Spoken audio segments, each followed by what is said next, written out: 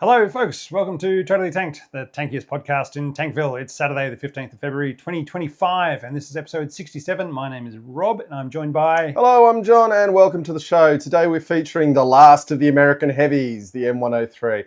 I would say it's last of the American heavies with asterisk, or one asterisk being the M1 Abrams, which we'll get to why it is or isn't a heavy.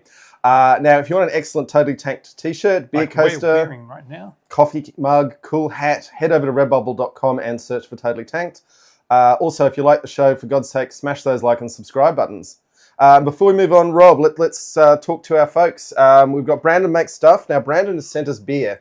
Lots of beer. Yeah. Brandon, we love that you sent us beer. We're going to be enjoying so much beer today. Thank you so much. American beer. This is, right now, we are most of the way through the Alaskan Juno Juice Hazy IPA.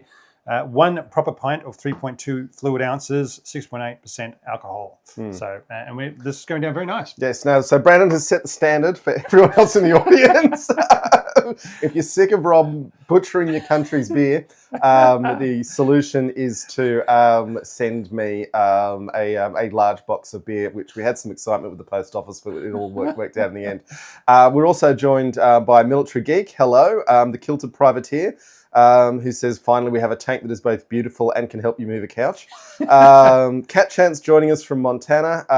He says he's reluctant to mention that he's from America. But, you mean Mexican America? Yeah, well, yes. I mean, it's close to the Canadian border. Once the war's over, who knows what you'll be. And Military Geeks joining us from Pennsylvania in the US. So welcome all to our podcast. Yes, and as usual, we will probably be referring backwards and forwards to people.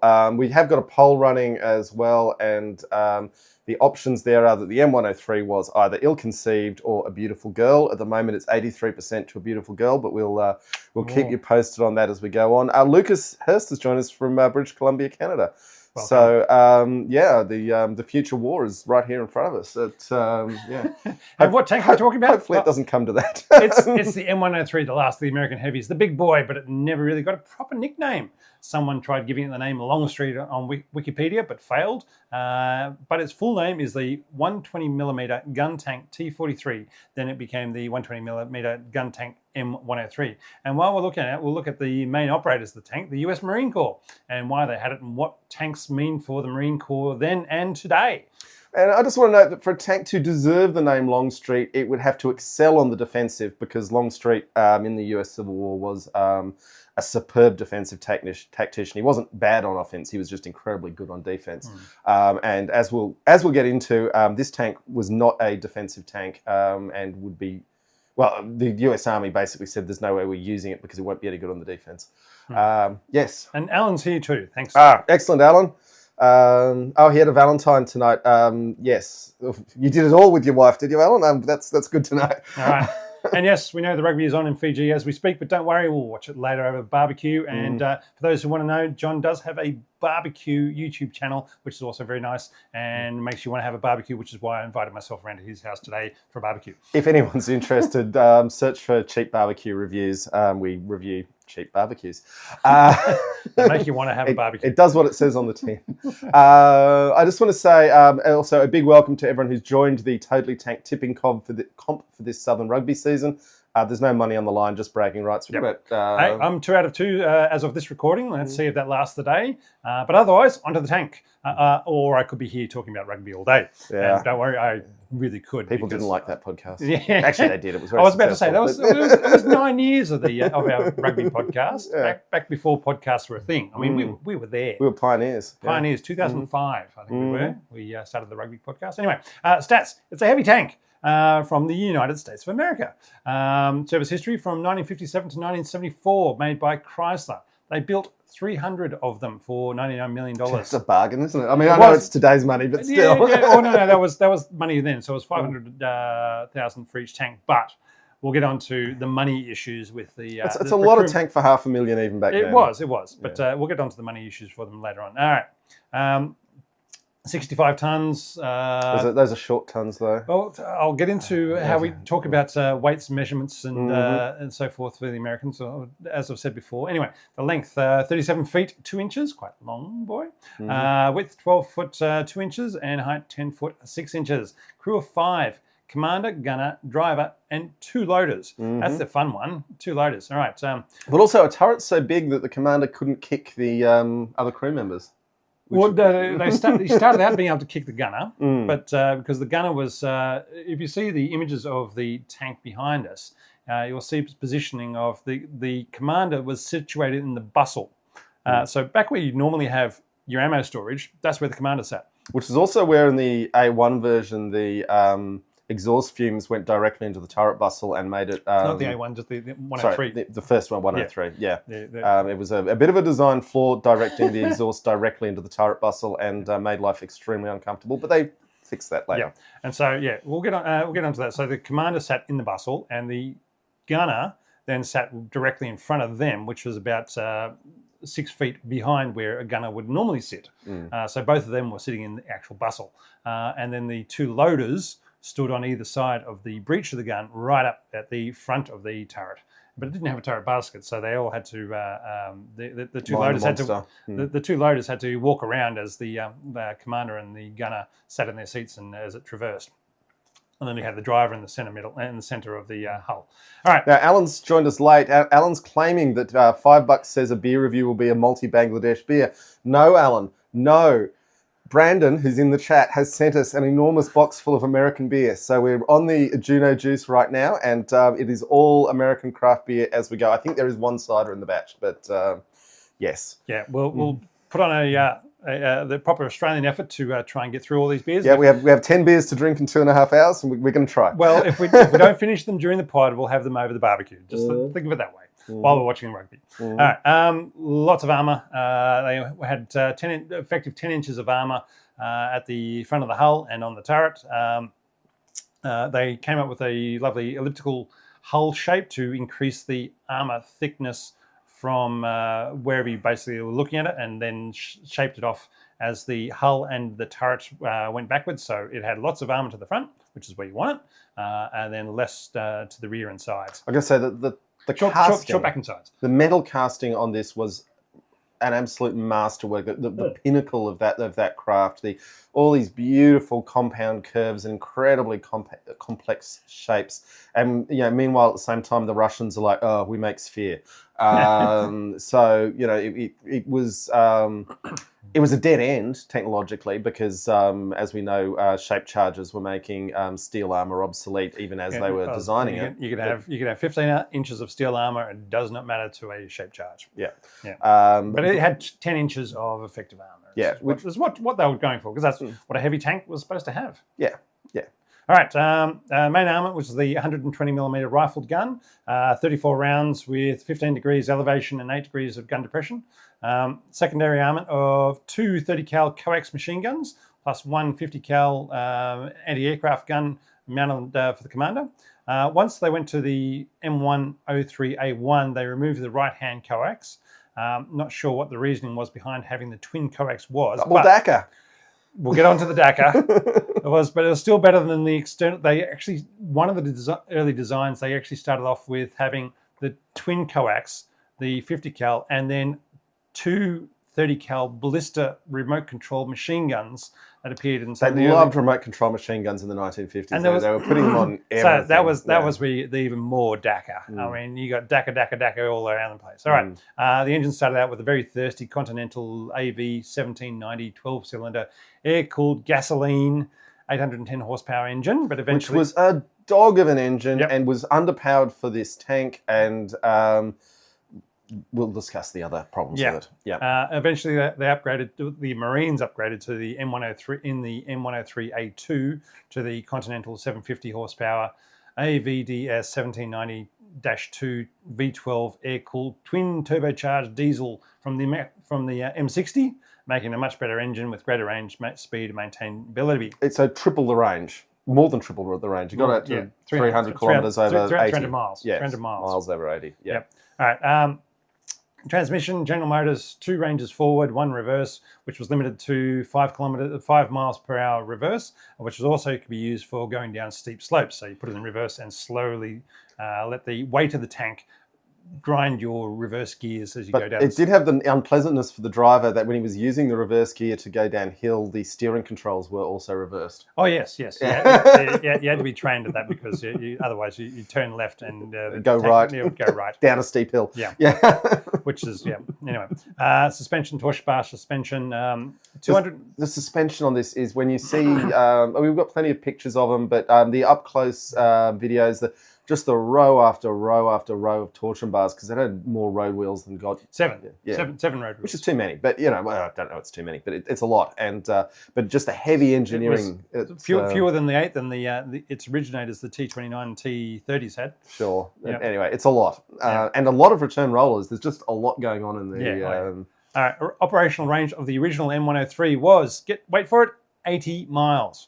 Which, as mentioned in the Chieftains video, meant you'd drive 40 miles. You'd drive around for 40 miles, and then spend the rest of the time looking for a refueling truck. Now, it was lovely watching the Chieftains videos. We did our research for this, and if you have a further interest in this tank, well worth watching that because obviously he gets real tanks to play with. The sound quality was so appallingly bad in that early Chieftain video. He apologised for that and said, yes, he got better microphones afterwards. Yeah, but boy, it was a long time ago. It made me feel so much better about some of our worst sound days. But all right, with the improved diesel engine in the M103A2, it could get out to 300 miles. The maximum speed of the original engine was 21 miles per hour. And then the A2 was 23 miles per hour with the turbo diesel. Now, it's funny to note that even though the headline horsepower is significantly lower, the diesel was still giving greater high speeds and greater range, and by all reports was just a better tank to drive. So it's just interesting how headline horsepower numbers can be quite misleading when reserve power actually can be more important. But, yes. Yeah. All right. Beer. Yeah, well, we'll get to that. We'll just do the quick one. It could ford 48 inches of water without preparation. And this is where you get your... Yes. And with that, the fording preparation for a lot of tanks means hours of messing around with installing screens and things. In the M103, there was a lever in the driver compartment. They pulled it. It pumped up an inflated gasket in the turret ring, which in the process locked the turret. But it did mean that it was... preparing for deep wading was a much simpler business with this tank than it would be with a lot of them. A lot of very clever design elements in it for a lot of really stupid things that it did as well, Rob. All right, and welcome to Military Geek, Catchant, Medi, and Michael McCleary. Thank you for joining us, folks. So Medi coming in late, 300 were made, but we will get back to that. And Michael McCleary's asking, was it a two-part ammo which required 2 loaders? It was a 2-part ammo. I think it was just the enormous size of the ammunition, but because it was 2-part, it was amenable to having 2 loaders. But it also made for an enormous turret fitting the extra person in there. Yep. All right, so this time we're having the Sam Adams Boston Lager, distinctively complex and balanced, 12 fluid ounces, 5% alcohol. There we go. It's a dark lager. It is. It is a very... Look at that. Lager. Nice firm head. That's what we like. Every year we seek out the highest quality ingredients for this beer. Yeah, they do. Look, there are breweries where the head brewer will go and spend a day in the hop vineyards, hand selecting the hops, but they're doing that because they enjoy it. They're not doing it because it's providing any greater quality. But, all right. And look, I've mentioned before that when reading out stats for American tanks, I always give them in imperial units, miles, gallons, etc. And yet they go with millimeters for guns rather than calling a 4.7 inch or a 4 3/4 inch gun for the combat tank M103. So there's a little bit of inconsistency for you there, and it's not. I'm trying to do the right thing by them, and as they crash planes in it because they're looking at 4,000 feet rather than 300 meters or whatever it is. Or just anyone having to work with foot-pounds. But, because we're used to Newton meters, which are very simple units. But, having said that, the whole point of the American measurement system is to be as complex as possible to confuse the enemy. And it's working on us. Yes. All right, design and development. When the US entered World War II, the M4 Shermans proved highly capable, and the US decided they didn't really need that M6 heavy tank that they were was proving such a problem to get right that they were trying to develop. But after D-Day and the running into Panthers and a few Tigers and Tiger IIs, the US started looking at building heavy tanks from about August 44, such as the 65-ton T-29, based on the T-26 Pershing chassis with a 105mm gun and 11 inches of armour on the turret. They had 1,200 of those on order from March 45. Then they dropped it down to 1,152 in April 45. But by August 45, at war's end, only one and a bit had been finished of the T-29s, and the order was then further cancelled. Eventually, 8 were built for post-war testing, and then there was the 75-ton T-30 being built at the same time with the same design as the T-29, but installing the M1A1. What a fun number that will be for the throughout history. Why can't they use different code names? M1A1 155mm gun, also known as the Long Tom artillery gun, which was the first which has been used throughout the war as a artillery piece. The first, as we all know, 155mm is the correct artillery ball. But, yeah. The first prototype was completed in March of 1945. It was not designed to be a full production run, but rather a testing and proving tank in case the 155mm gun was needed for a longer war. In the end, 6 prototypes of the T-30 were built by 1947 and used for testing.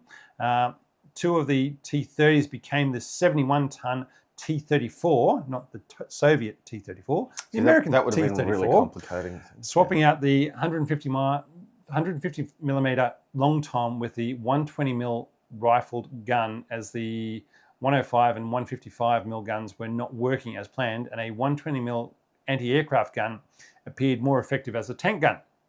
Only 2 T-34s were built by 1948 and used for testing. So having cancelled the production of hundreds of heavy tanks at war's end, once again the Western Allies were surprised and alarmed at the September 45 victory parade when the 51 IS-3s rumbled and clanked down the road in Berlin, and a panic decision was made that everyone needed new heavy tanks to counter the Soviet super tanks. Now, it's really worth reiterating here because it's quite interesting that Western heavy tank development was being driven by Soviet heavy tank designs. But the Soviet heavy tank designs have been spurred by the German monster tanks. The IS-7 in particular had been designed to counter a future appearance of the Maus on the Eastern Front. And with the Nazis gone, well, at least until the 2020s, the Soviets standardized on lighter tanks focused on driving from Fulda Gap to the English Channel, and that left the Western heavies without a role. But the zombie programs then lurched on for many years, culminating in the M103. And just remember, there was no communications between these countries, and it was only a case of what you could steal or spy on, and to find out what the other countries were doing. Yeah, but it's still really funny that the Soviet designs that panicked the Western Allies had been designed specifically to counter Nazi ones, and then once those disappeared, the Soviets were like, oh, you know what, we'd rather smaller, faster tanks. Thank you very much. Yeah, with a bigger gun. Yeah, faster tanks with a bigger gun. All right, so anyway, this victory parade once again started the U.S. Army's need for a heavy tank. And the Marine Corps need for a heavy tank was much different. Marine Corps doctrine from the 1930s was that for an amphibious landing assaults, light tanks would be deployed with the initial troops on the beach to secure the landing site and deal with any armour or fortifications. Initial landing would be followed up by medium tanks to carry the battle inland, destroy heavier positions, and repel any armoured counterattack to ensure the Marines could not be pushed back into the water. Which is predicated on some very precise timing between when your landing waves can happen and when the enemy can organise a counterattack, which is kind of where your naval bombardment comes in. And welcome to Beckett CH. Yes, Beckett, I hope you're allowed to be up now, but we know your dad listens to the show too, so don't go getting us in trouble, mate. But welcome. All right. In the Pacific Theatre, these landings were done with the M3 Stuart light tanks, followed up by the M4 Sherman medium tanks. But during the Battle of Tarawa in November 43, the M3 Stuarts were found to be inadequate for the initial job, after which the Shermans were then designated to act as both the initial and the follow-up forces. As an aside, the losses, miscalculations and miscommunications at Tarawa led to better battlefield communications between the Marines, the Navy and Air Support. Better understanding of that naval gunfire needed to spend much more time firing armour-piercing rounds to destroy bunkers prior to firing HE rounds, and the creation of the Navy underwater demolition teams to clear passages to shore through obstacles like wrecks and reefs. These teams were then the precursor to the Navy SEAL teams. I just want to briefly add there on the subject of those assaults that in many, many, many Pacific Islands, even to this day, you navigate your way through the entrance of the lagoon by steering between the wrecked American landing craft. or the passages through the reef blown up by the Americans. Sure. And so basically, I've been to a number of reefs in the Great Barrier Reef and Vanuatu and Fiji, where was it Fiji? No, somewhere else.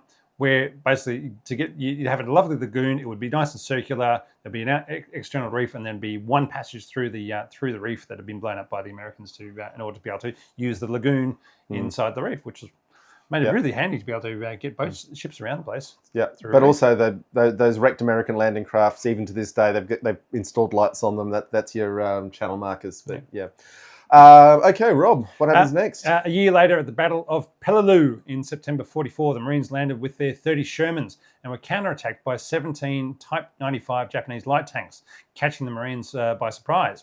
The US forces were able to push back the attack, but 2 Marine officers involved in the battle, Lieutenant Colonel Arthur J. Stewart and Major General Oliver P. Smith, would later be in a position to influence the decision of Marine armour doctrine and what tanks the Corps would need, with General Smith writing in 1946, in general, the tanks with which the Marine divisions ended the war are now definitely obsolete. The tank for the future must be capable of withstanding greater punishment, be more mobile, and have improved hitting power. The present tanks are too slow, too vulnerable to anti-tank weapons. This conclusion was based upon the experience of Lieutenant Colonel Stewart, who had remarked, had the Japanese possessed modern tanks instead of tankettes, and had they attacked in greater numbers, the situation would have been critical. Which, if wishes were fishes, but yeah. There is just the issue, though, that the Marines can only afford so much space in their the holds of their landing ships, and if you can only have space for 4 tanks, why not get qualitatively good ones? Big ones, yeah. Well, heavy ones. Heavy ones. Yeah, the weight isn't an issue for them, but the mass is. Yeah. All right, and so the Marine amphibious landing doctrine became an initial landing by medium tanks with a follow-up force of heavy tanks rather than light and medium. The Marines then brought a force of M26 Pershings to act as their heavy tanks whilst they waited for the Army to figure out what they were going to do for... keep going. Oh, sorry. What they were going to do to have as a heavy tank. So, anyway, now we get back to the US Army.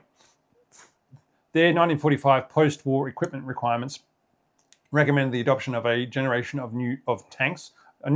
of tanks, being a 25-ton light tank, a 45-ton medium tank, and a 75-ton heavy tank, and a possible 150-ton prototype super heavy tank. They weren't going to go into production of the 150-ton super heavy tank. They were just going to build a prototype of it. That's 150 tons. That's just... Anyway, by January 46, with the pressure to reduce the size and spending of the military, the Army had declared that all tanks obsolete except for the Easy 8 Sherman, the M4A3 E8 76 whatever. You can see why they just called it the Easy 8. And the M26 Pershing, which was reclassified as a medium tank. All right.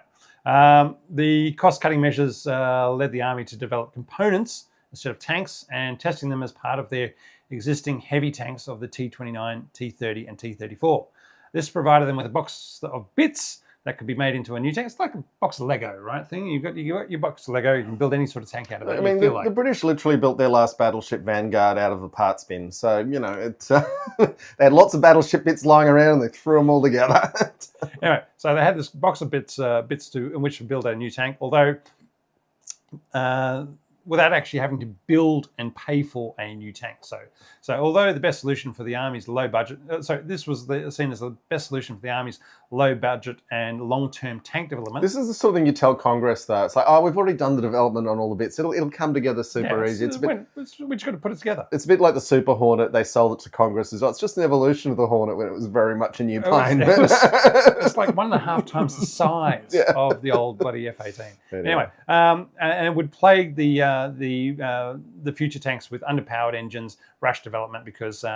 Look, I was thinking about this. I cannot think of any heavy tank ever that actually had a specially designed high-powered heavy engine. It's almost always they get stuffed with a medium tank engine and it's accepted they're going to be slower. You look at German heavy tanks in World War II, you look at Pershing, you definitely look at the British tanks. It's all generally a case of no one's willing to do what you would think you need to do for a heavy tank, which is put a really heavy-duty engine in. And transmission and braking, braking and everything. All right, because they still did not have a heavy tank to face off against the IS-3 And the 1949 doctrine said that they needed a battalion of 69 heavy tanks for each of the 12 armoured divisions to be maintained during peacetime, to be increased to 64 armoured divisions in the case of World War III, or some 11,500 plus heavy tanks. There seemed a bit of a disconnect between what the army was thinking on paper and what they were willing to spend money on. There was, all through the Cold War, there were enormous disconnects between what they thought they'd actually need in the event of the war and what they had. And, you know, a big part of the design of this tank was holding up the Russians, or also why they failed this tank in the end, was the idea of holding up the Russians while reforging, you know, the return of forces to Germany could be carried out. But if you read the Sir Humphrey's Thin Pinstripe Line blog, Sir Humphrey's a pseudonym, it just recently had a really interesting article talking about the numbers for Reforger, and that the British had something like a tenth of the frigates they'd need to conduct Reforger. And they just had no answer for it. There was no way to protect the convoys. They never had a plan to have the resources. And similarly, it's like, oh, we're going to need 1,500 heavy tanks. It's like, when are you going to build those between the start of World War III and the nuclear weapons flying? It's all insanity. But yeah, here we go. Military procurement. Or, as the chairman of the advisory board, Major General Ernst N. Harman said, unless our tank development situation is improved, we cannot expect to have enough tanks to support a major ground conflict for at least 2.5 years after an emergency is declared to exist. And guess what happened a year later in 1950? Korea and the T-34-85. And the US was scrambling to find any working tanks to send over there. Although let's remember that the T-34-85 was a mid-war tank. Shouldn't have been a surprise to them, but it was still better than what they had over there. Oh, better on every metric than a Sherman. The soft factors of a Sherman were incredibly superior. But they didn't have the Shermans over there. They had they started with Stuarts. Yeah. At the same time, the Marines were putting their numbers together for heavy tanks and decided they needed 3 heavy tank battalions in a wartime situation, but none during peacetime. But no one needs heavy tanks during peacetime. But they needed to keep a trained manpower pool, so a number of heavy tanks had to be acquired and combined with armoured divisions in times of peace, so that the crews were still able to train on the vehicle. Eventually, the Marine Corps put out a requirement for 504 heavy tanks, of which 55 were to be reserved for 3 heavy tank battalions and 25 for training purposes, while the rest were served as reserves. This all led to orders for the T-43 heavy tank prototype, from which the Army and the Marine, from both the Army and the Marines. The T-43 would be built with an elliptical-shaped hull, as we talked about before, which allowed the tank to have the requisite 10 inches of effective armour on the front, whilst reducing the weight as much as possible. This shape dropped 10 tons of armour from the previous T-29 design, with the equivalent protection from the front. And in this period as well, the Soviets were doing similar things with saying, hey, if we get a little smarter with the geometry, we can cut heaps of weight off this vehicle while actually making it stronger. And they went down to 45 or 40 tons type thing, rather than from 75 to 65. Yeah. The crew was increased to 5 with an additional loader, as the semi-auto loader was not available for the project they were working on for the T-43. So there was another American tank program that was looking at the semi-auto loader basically helped the loader get the round in there, but it wasn't actually a full-on auto loader. It also added gun controls of the commander, auxiliary engine generator, and the removal of the previously mentioned remote-controlled external machine gun blisters, as I was saying, more DACA, because they did have a design with the 4 30 cals, a anti-aircraft 50 cal, and another remote 50 cal blister on the rear of the turret. And who wouldn't want more DACA than that? DACA. Look, given my feelings that the anti-aircraft 50 cal is entirely there for if the tank commander doesn't want to live, because he has to get half out of the tank to use it. A rear one has some merit for dealing with things getting behind you, but you do still have the 30 cals. They're such an intermediate round. I know they were incredibly popular, particularly in World War II, with lots of vehicles, but I personally would always settle for 50 cal for the heavy stuff and a rifle, your standard infantry rifle caliber for the rest, just to keep your supply chains clean. Nice and simple. Yeah. There are also plans to install a dozer blade on the front and some flotation devices for the tank, but these did not come about. Flotation devices for a 65-ton tank. There have to be some big flotation devices. All right, the Army confirmed their order in late 1950 for 80 T-43 tanks and the Marines for 195 tanks, which soon increased to 220 heavy tanks. A $99 million contract was signed, but as military contracts do, the price went up to $500,000 per tank, so 150 million, plus an unknown hundreds of millions of dollars overspend that could not be accounted for when an investigation was launched, with the military saying the excuse was they had to spend more money to hasten the design and production due to the Korean War. Basically, they were saying, well, the military-industrial complex just needs to get some money into it, and they hid how much they actually spent, and it was a bit of a spending black hole.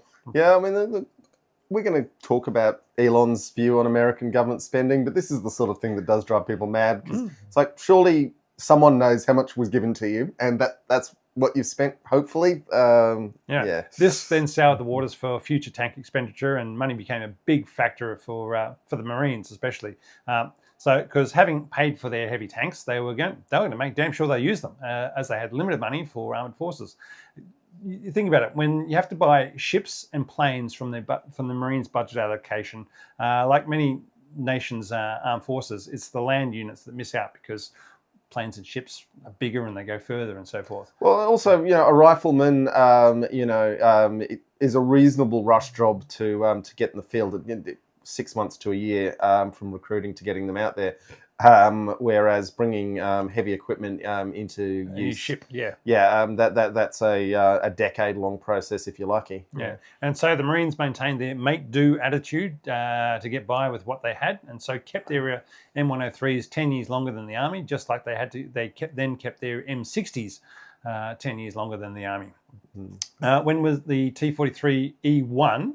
As it was called, was first delivered in 1954. It was kept secret, but also found to have lots of faults, hundreds of faults, and was put into storage until 98 of the faults were fixed. So that was only... Well, I mean, 98, you're like, well, look at all these faults we fixed. You're still bitching about the other ones? Yeah. 98 faults were fixed, and the tank was redesignated as the M103 in 1956. The Army took their 80, of which 6 hadn't been upgraded, and it's suspected that they were just used for parts, as they had the M48 rolling into Europe by that stage, and so they weren't really fussed. The Marines got all theirs set to the M103 standard, and in 1959, 219 of the 300 tanks, we're assuming that was the Marine, all the Marine ones, were then rebuilt to the new M103A1 standard that included the turret basket, removed a coax machine gun, installed a newer stereoscopic rangefinder and a ballistic computer. Then in 1964, after the Army had retired their M103s, the Marines upgraded their tanks to the M103A2, with the main improvement being the installation of the M60's turbo diesel engine, increasing range, speed, reliability, and safety of the tank. So just think about it. With the M103s being used in amphibious assault before the diesel engine was installed, with only 80 miles of fuel, they'd get off the beach, carry out a breakthrough action, or set up on to stop any counterattacks, and then sit and wait for the fuel trucks. What fuel trucks? Where are they coming from?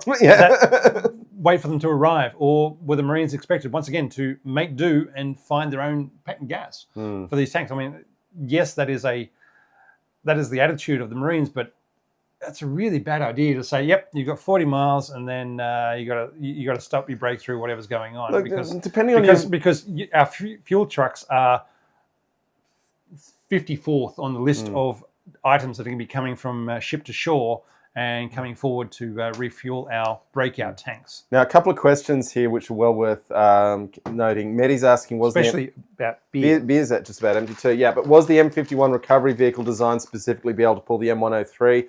Well, it was a modified M103. It had an enormously strong crane, had an enormously strong winch.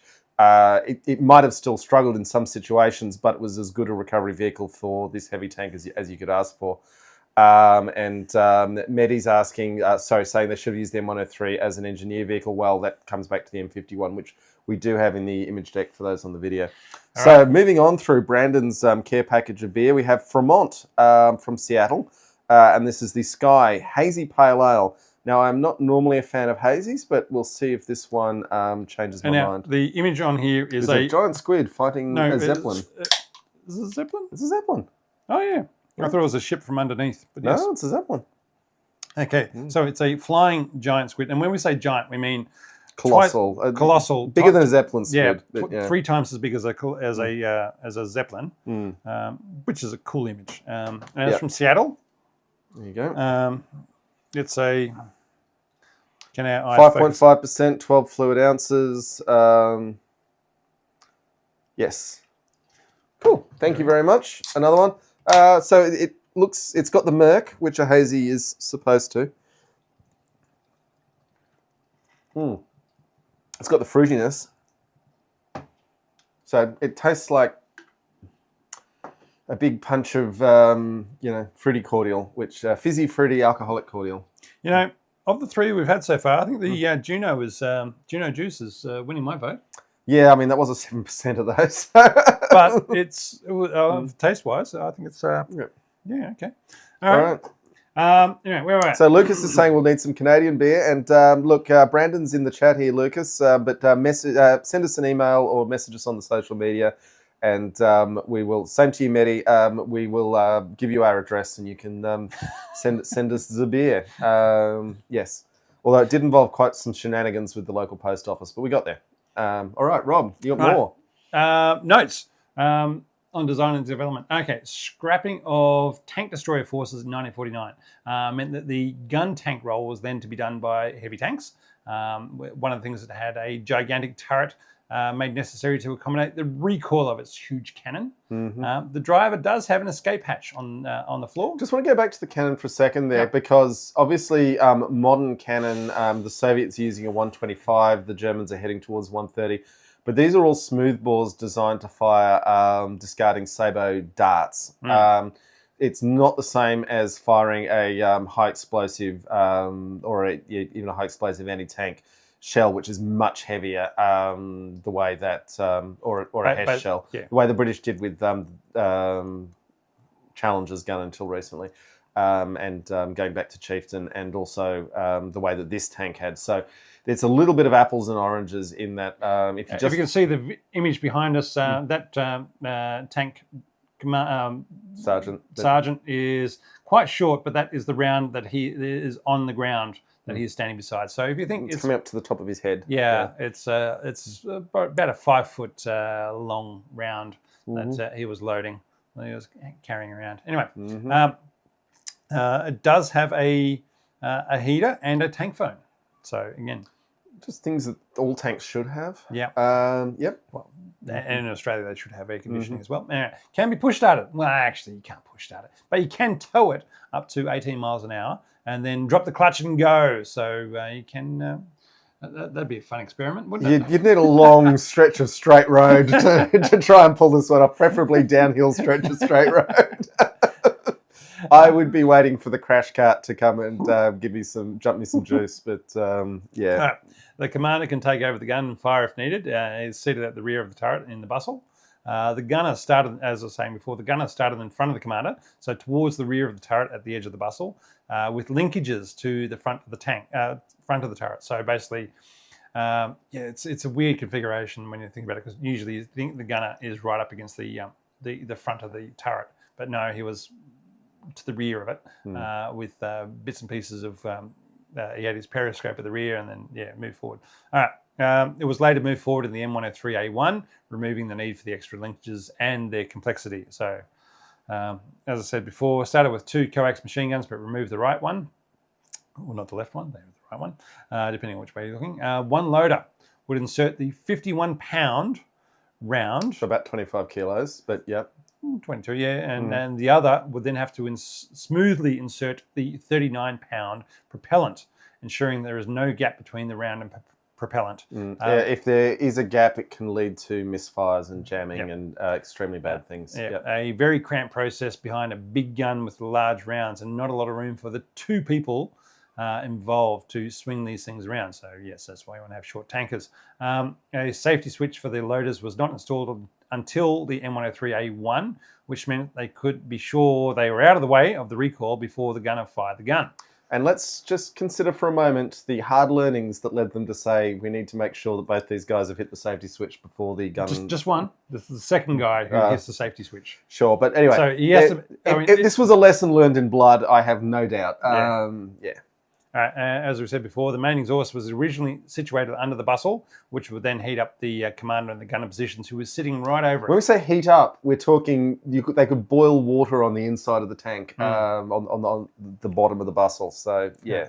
And the original version didn't have a turret basket. It did have to do deep wading as it rolled on and off marine ships, and so a wading kit was developed to allow it to go up to 96 inches of water, which... for those who don't know, is about 2.3 meters of... So a tall person's head. Yeah. Yeah. Very tall person. No NBC protection was provided for the tank. It was also found that the shape of the hull was very vulnerable to nuclear blasts, as it would be flipped over. The turret is shaped like a wing. Yeah. When high-speed air is moving over it. Yeah. Yeah. Right.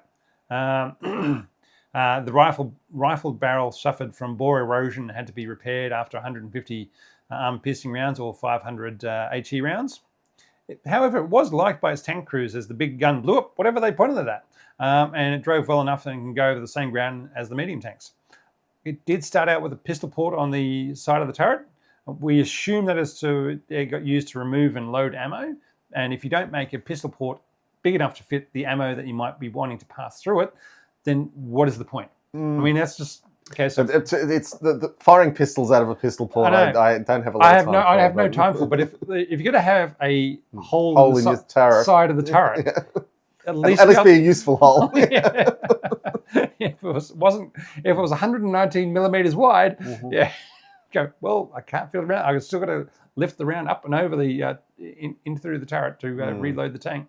All right, because of the short 80-mile range of the M103, it was viewed as not having an adequate reliability in retreat operations, as the Allies had seen of the Nazi tanks during World War II, when lots were abandoned as they could not keep going in retreat, either due to maintenance issues or lack of fuel, i.e. fuel trucks don't want to wait around while everybody is retreating.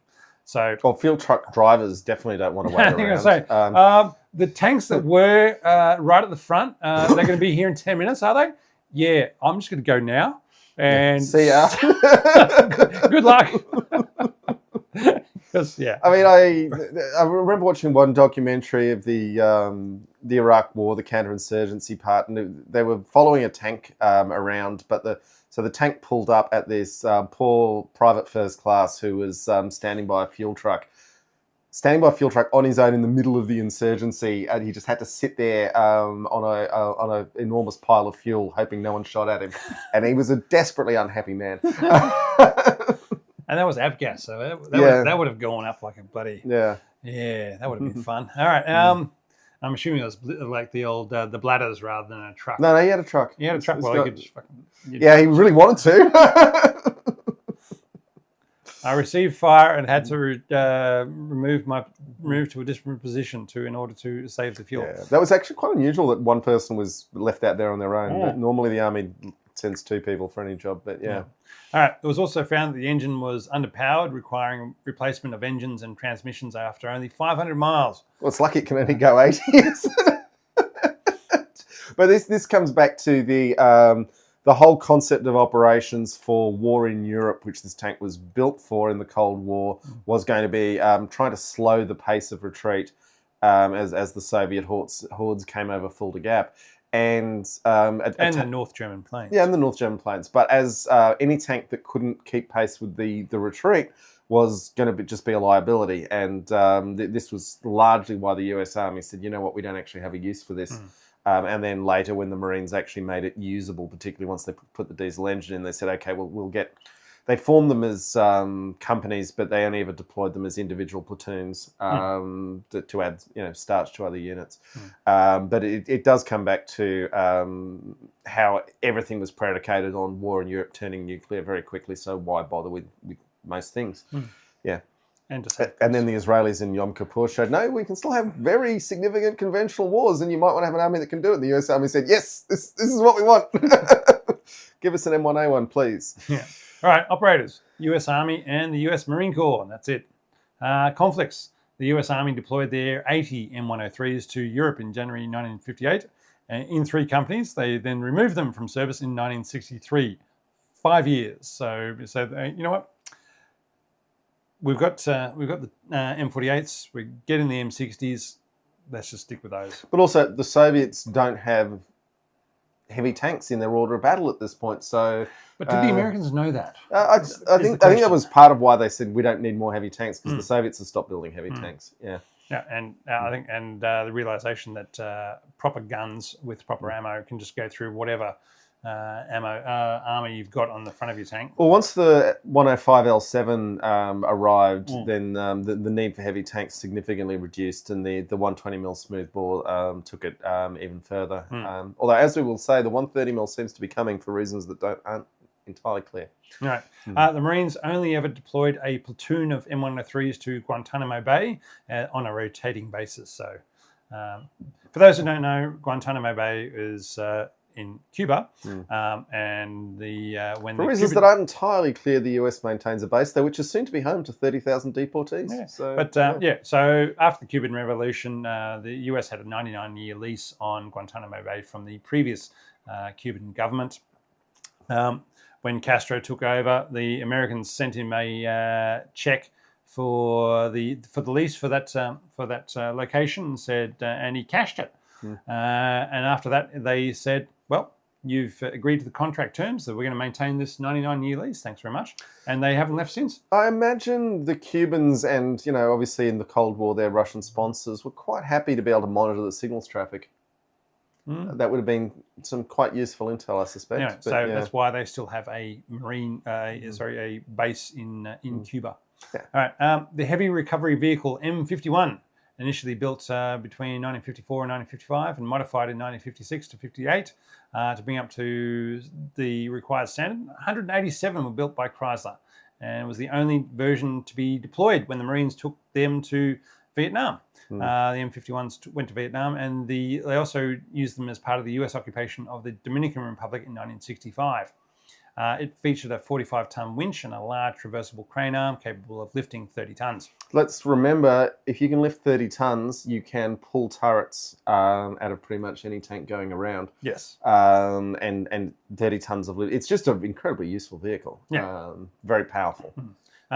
They were half the cost of the M103, but at least someone was thinking smart as they came out at the same time as the M103, as there is no point having an unreliable heavy tank if you can't recover it when it breaks down. I'm looking at you, T95. The Army replaced their M51s with the M48-based M88 recovery vehicle in 1961, but the Marines kept their M51s until 1977. And lastly, in 1977, a few M103A2s were driven around a range by a driver as crews fired Tau missiles at them with dummy warheads. You'd think by that time they could have figured out a remote control driving system. Well, as long as it's dummy warheads, you're fine. Look, what is it, blue? Blue for dummies? But you'll make sure it's the right colour code. Okay, but... yeah. In the dark, things can get complicated. So what colour is this? I've seen what happens in the dark when somebody says, "Oh, we're firing blanks, so we've got to put the blank firing attachment on." No, hang on, we're firing live rounds in the dark, and suddenly somebody puts a blank firing attachment barrel on a gun because that's the one you've got, and you need to swap barrels on a gun, and suddenly, it's... But what you're describing is a range discipline problem that really needs someone to bash some heads together. And you know what really helps range discipline to not cause a casualty is not having somebody driving in front of the gun. Not having somebody driving around in the target. Yeah, I hear you. I personally, if I was running that exercise, would have made sure there were no tow missile live rounds anywhere near the site. But anyway. Particularly if I'm putting live drivers into it. But I mean, in this period, remote control tanks were around in the 1940s, for God's sake, for this stuff. That's what I'm saying. Yeah. All right. Legacy. All right, this is my thoughts on Legacy. The M103 was the first production NATO tank with a 120mm gun, and the last American heavy. Tank too late for the Korean War, where it wasn't really needed, not suited for Vietnam, and probably would not have done very well in Europe if things had kicked off. But doctrine required a heavy tank, and so they built one. Luckily, they only built 300 of them, rather than well, they didn't build 500 of them like the Cavalier, or 5,000 of them like the Crusader, or the 1,200 they were thinking of, or the 12,000 that Doctrine said they needed for World War III. That's a real fitted for not with scenario. It's like, World War III started. Let's build 12,000 heavy tanks. With what? All right, the Marines. With amphibious or littoral operations, that means littoral means from sea to shore, the way of projecting power when you don't have a friendly country bordering where you want to send your military, being the main reason for the Marines, once they get to the beach, they need a way to project power to get off the beach. Which is why they wanted the M103 and tanks in general. But in an effort to be a quick, light force, the Marines got rid of their 70-ton tanks. And we're talking about the Abrams here. So the thinking is that the Marines will get the Army to bring their tanks, and they'll just work together. And it's a brilliant idea. That raises many issues, which I'm sure smart people paid to look at these things are dealing with, like command. Who do the tanks take orders from? Control. Are the tanks supporting, attached, or embedded? And do these words mean what I think they mean, or am I just making stuff up? Communications. Are the tanks and the Marines all in the same communications net? Logistics. Who is bringing the tanks? Ammo, fuel, spare parts, and maintainers. Transport. How are the tanks getting to the beach? So it's one of the things of getting the Marines saying, oh, we'll just get the Army to bring the tanks, saying, well, how are the Army getting the tanks to the beach? Having gotten rid of their own tanks, do the Marines still maintain a fleet of vehicles to transport tanks to the beach? If not, then whose job is it? The Army's or the Navy? Training, making sure that regular training occurs because whilst they might be literal operations that the Marines don't need tanks, the one time they do need tanks, they better know how to work together. And it means your exercises need to be joint force, which makes them much harder to organise. And, pay for and everything else. So it's a case of, they've gotten rid of their tanks and what's filling the gap. All right. As I say, I'm sure smarter people than me who get paid to look at these things are thinking about it. Let's just hope that someone listens to them. Or, as retired Army Major General John Spencer, the chair of the Urban Warfare Studies at the Modern Warfare Institute at West Point, says, "Stop at the beach." Is that the new Marines motto? You can't get off the beach. Look, a lot of people wonder what the Marines are actually trying to be or do. And every now and then people wonder just why the US taxpayer is funding a second Navy, a second Army, and a third Air Force. But, then the Marines Corps band strikes up the Marines hymn and everyone gets aroused thinking about the halls of Montezuma to the shores of Tripoli. And, pesky questions like what is even the point of this branch? They just go away. Well, and they're certainly trying. And what'll go next? The big ships or the air superiority planes? Now, before we go to the poll, I've just got a thing on here. You've got to remember the context of this tank's development. Particularly in the Korean War, the US Army was forced to make the longest retreat in its history. It is often... the retreat to Busan was significant, but then when the Chinese entered the war, the US Army, in its entire history, even in the Civil War, had never had to retreat as far as it did in Korea. And then they're saying, well, this is just a little tiny war. What's it going to be like in the really big war? And this was when the Army said, any tank that can't keep up with a very fastly retreating force just has no place in our army, which is a funny one to think that the US Army was in some ways thinking in such a defeatist mindset, because they don't like to talk about that. Okay, the poll. We've got 13 votes in, Rob, and they have 31% say it was ill-conceived, and 69% says it was a beautiful girl. I probably should have put a both option in. I think we would be winning, but look, people had to choose. It's beautiful. It's a beautiful big tank. It's a big tank. I would love to see it go. Oh yeah, look, I'm glad it wasn't used. I'm glad we don't have any other tanks like that actually running around these days. But yeah, it's a beautiful looking tank. Yeah. All right, now coming up, we have a chat with our friend Clayton from Workbench Hobbies. Notice that we don't have the beer tube today from Clayton. That's why we're drinking Brandon's little plethora of beer has displaced the beer tube for today. But so Clayton is the owner of the beer tube, and we met him at Oz Armour Fest, which we'll talk about more in the second half. But he's a big mover and shaker in the world of model tanks, which I know a lot of our audience are quite keen on. And he's going to try and explain to us what's new in the world of model making since we spoke to him last time. All right, and on that note, we are going to take a much-needed wee break, and then we will be back to drink more beer, and we've got a lot to talk about what's been happening in the world. Anyway, folks, enjoy this chat.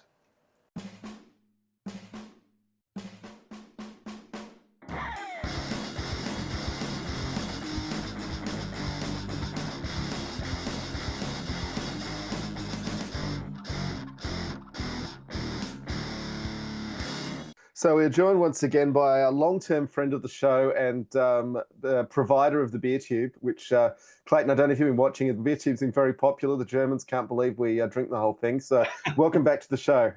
Thank you very much. It's very kind of you to have me. And Clayton, you are the operator of Workbench Hobbies, which is a wildly more successful YouTube channel than ours. So thank you very much for making time for us. And we've brought you on the show because we want to hear what's up in the world of scale model tanks since the last time we spoke to you. We tend to do this thing about once a year. But Rob, actually, how about you give us a little intro of what you think's new in the last year, and then we'll get Rob's questions underway. Right. Okay. Straight to it. Yeah. Well, look, the world is we're in the golden age of scale modeling. Absolutely. Like there's never been a better time for scale modeling. Truthfully, it's amazing the amount of information, the types of kits. I was going to throw affordability in there, but that's I guess that's a term that means different things to different people. But yeah, last year was really exciting. Tamiya is one of the more well-known and reputable brands that have been kicking around since I'll probably muff the date, but I think like definitely 1970. And they've been around as long as I've been alive, so yeah. Yeah. That's a long time now.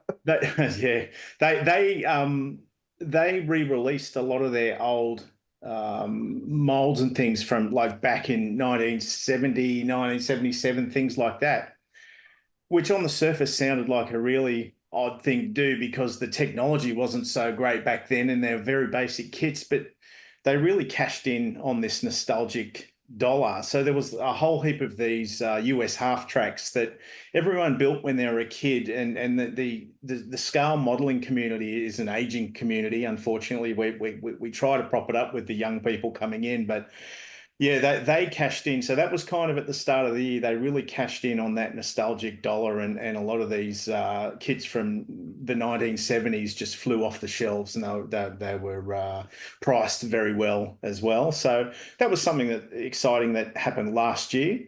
I think I mentioned last time I was on this show, there was a whole heap of Tigers coming out, Tiger Ones coming out. So Takom did that. Takom's a Chinese manufacturer, and they produce really good models, and they've released a whole heap of Tiger Ones, and they're finding new ways of squeezing the lemon that little bit more and getting the juice out of every Tiger that you could ever imagine, with the different basket and the different exhausts and all that sort of stuff. And just when you think they can't release any more Tigers, there's a few more boxings of Tigers are coming out. So yeah, that was probably the big things from last year. The Bradley, surprisingly, was quite a popular model that came out last year. My favorite model of last year, which I did a video on, it wasn't a tank. Sorry to disappoint you. It was actually a Kubel wagon. Does that count? Can we talk about Kubel wagons on a tank podcast? Yeah, I mean they're cool, and they go around at tank festivals, so why not? Maybe you guys could have go to buy one of those in place of the tank. Always an option. So what was great about that model? Look, every manufacturer releases a Kubel wagon. Everyone's got one. This was a company called Meng.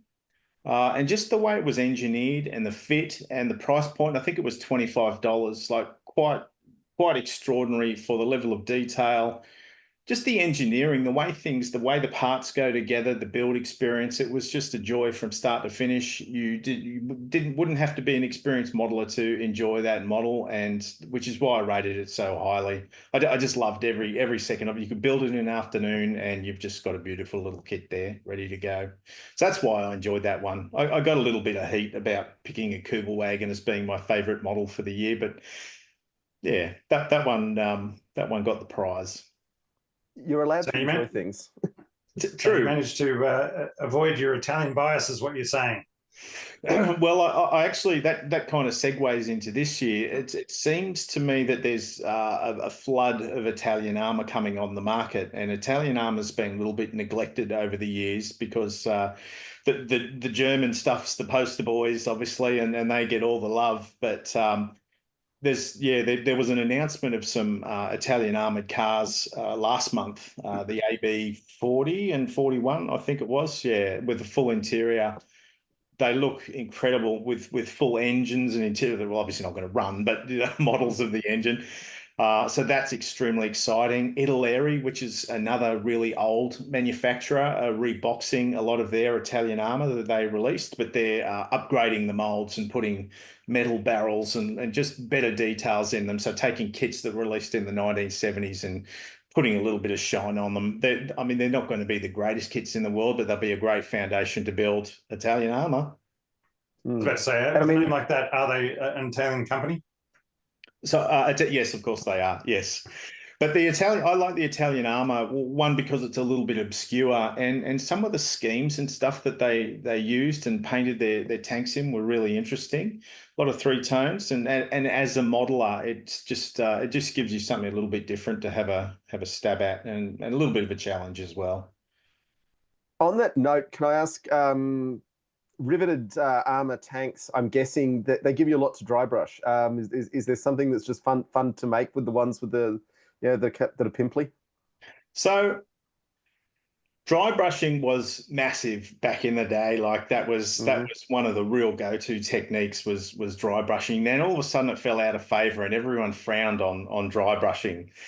It's starting to make a little bit of a comeback, but yeah. So with a model with a lot of rivets and stuff like that, you would put some washers and things around it to get your shadows, and yeah, dry brushing is making a little bit of a comeback. So you see, I would love a model that has those details, those raised details. It just gives you something to work with, a little bit of, so those little pops of color and things like that. So yeah, from that point of view, some of the Italian stuff is good for that as well. Now, question. Yeah. You talked about in one of your latest videos about your resin casting. Now, is that a 3D printer over your shoulder? They're Them by the 3D, look of yeah, it. they're horribly redundant. Redundant. So the question is, what are you finding is better or worse between 3D printing versus resin casting or are there particular jobs for certain builds that you want to do?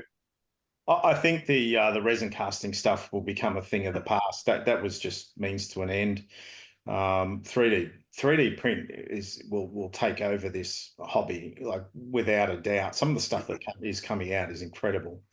And the issue with some of that resin cast stuff, upgrade sets and figures and things like that, they're just very hard to get. A lot of stuff comes out of Europe and not exclusively, but it's very hard to get it in Australia. And you can guarantee the box or the upgrade or the figure you want is going to be out of stock and difficult to get. The other issue the resin casting guys have is Asia recasting them and selling them on eBay for a fraction of the price. So unfortunately, that's just destroying that industry for those guys.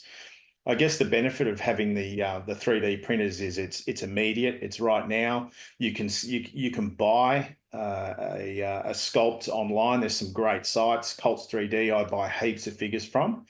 And the beauty of that is if you get the STL file, you can scale it to 72nd, 48th, 35th. You can change the scale of your figure, and and you've got it forever. You can print it 5 times and use it. Not that you probably do that, but yeah, there's no reason you couldn't. unless that's infringing some copyright law when you buy the file. But yeah, anyway, edit that out, John. Edit. Yeah. No, I mean, so I've got a question on that because when I worked for a museum that I won't name here, when we needed 3D renders of military vehicles, we were buying reasonably large scale models and paying model builders to build them, and then we were putting them through the photogrammetry to create a 3D model. But if you've actually got the vehicle, I mean, I know that putting a tank on a turntable is a bit of a big job, but is anyone actually scanning the real vehicles, or are they still working from smaller models? Oh no, they're definitely scanners and things that they're using, and then that's the technology they're using for a lot of the figures that are coming out now as well. So you find a lot of the like fabric surfaces and poses, and the weight of these poses in these figures is starting to look really natural because it's all 3D scanned. They're real people dressed Mm. up in reenactors gear, just scanned. So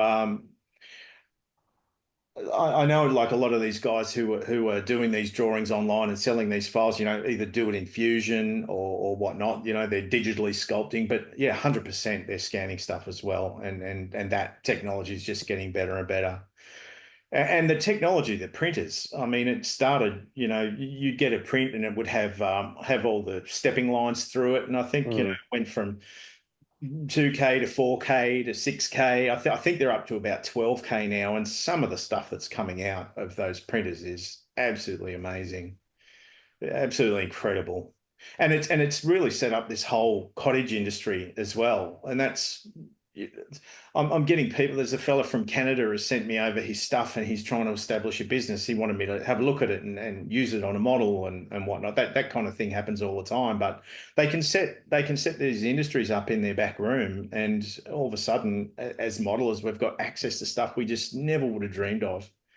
It's quite amazing. And that's, I mean, that kind of leads me into something. I don't want to get too off topic, but that's something that I think has really expanded and grown in this whole modeling community is the connection of community through the sharing of ideas like on YouTube and Facebook and things like that. The scale modeling fraternity used to be quite fractured and very protective of techniques and ideas and things like that. And that's been a big shift in the last couple of years, is just everyone just seems to be willing and supportive and just to share ideas and to grow the hobby. There's this real love and need to grow the hobby, which is what I actually wanted to mention that to you guys. So yeah, I felt that was a nice little opportunity to do that. Lovely.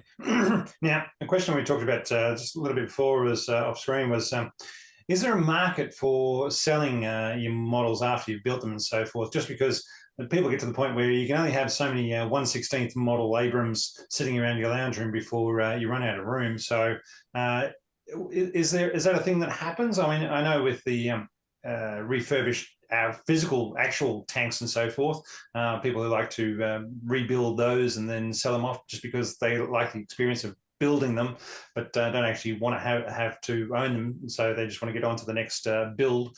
Is that a thing that happens?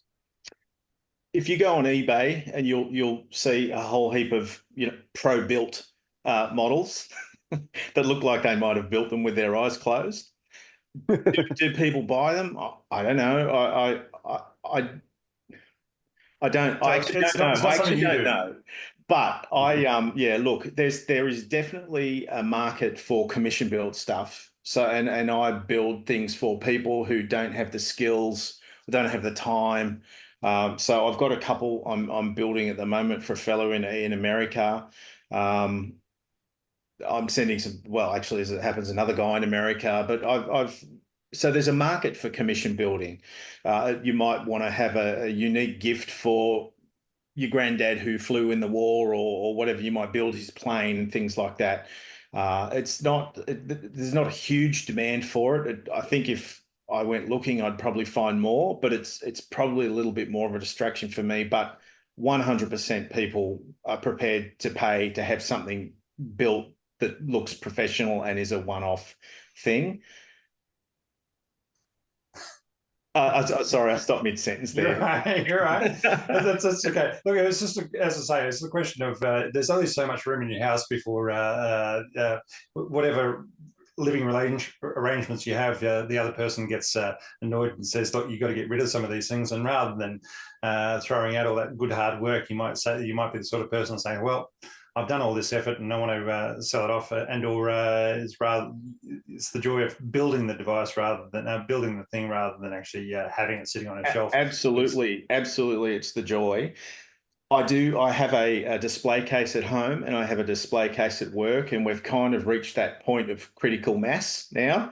And you can only shuffle the things around so much in it. I've started to give like some of the older builds that I've done that don't really stack up. You can see the progression in my skills. I give them to the nephews and things like that. My kids were never interested in them, but I give them to the nephews now and they seem to like them. But yeah, some of them are starting to find their way to the bin. Maybe I should pop them on eBay and call, pro built. I don't know. As seen on Workbench Hobbies. Yeah. Oh yeah. But there's no stigma attached with that sort of activity, in your experience. Stigma for the commission build stuff or selling your models? Or selling your models. No? I don't think there's a stigma. That's good. That's good. That means it's a very open and happy hobby for people to be enjoying. I think some people overestimate their skill set and skill levels, though, which would possibly, have an air of stigma around it. Maybe some judgment. I don't know. You do also get an issue that someone might think they put 50 hours of work into a thing and that might be worth 50 times the value of their time, but they haven't actually created that value. It's something's worth what someone's prepared to pay, and the amount of time you put in is not it. You're never going to retire on building models for people. But the way I look at that is if I can make a video out of it and I can do something that I love doing anyway and get a little bit of money that helps me fund the hobby, it's just a win-win. They're happy. They get a beautiful one-off piece, a model that they've always wanted and couldn't do themselves. And I can make a video and fund the hobby a little bit. That's great. Now, coming to the big questions. One, what are you looking forward to this year? And two, will you be coming to Cairns this year? Well, to answer the first question, and it sort of ties into your 16th scale talk before, there's this one bloke who is literally driving the 16th scale market. He's an American bloke, Andy's Hobby Headquarters, and he seems to have just developed this market for 16th scale models. It's nuts. Anyway, he's just released the M113, which everyone's been calling out for. And his latest announcement is, I was telling you about those US Tamiya half tracks, the M3s. He's just released one of those in 16th scale, which people are going to go absolutely nuts for. That's a really exciting release, and it might swing me to have a go at 16th scale. Maybe I could put a granny flat on down the back, to house some of these things. What else? Tamiya have just announced a Hotchkiss H39, which is a kind of odd little French tank, but that actually saw action in quite a lot of spots around the world. The Israeli Defense Force even used them up to, I think, 1952, saw action in Indochina, French Indochina. What else? Obviously, there's the Italian stuff coming up. I'll tell you another thing that's pretty exciting. Did you guys ever play Command and Conquer as younger men? Of course. Yeah. Yes. Red Alert. Yeah. So yeah. Border Models are bringing out a whole range of the vehicles that were in that game.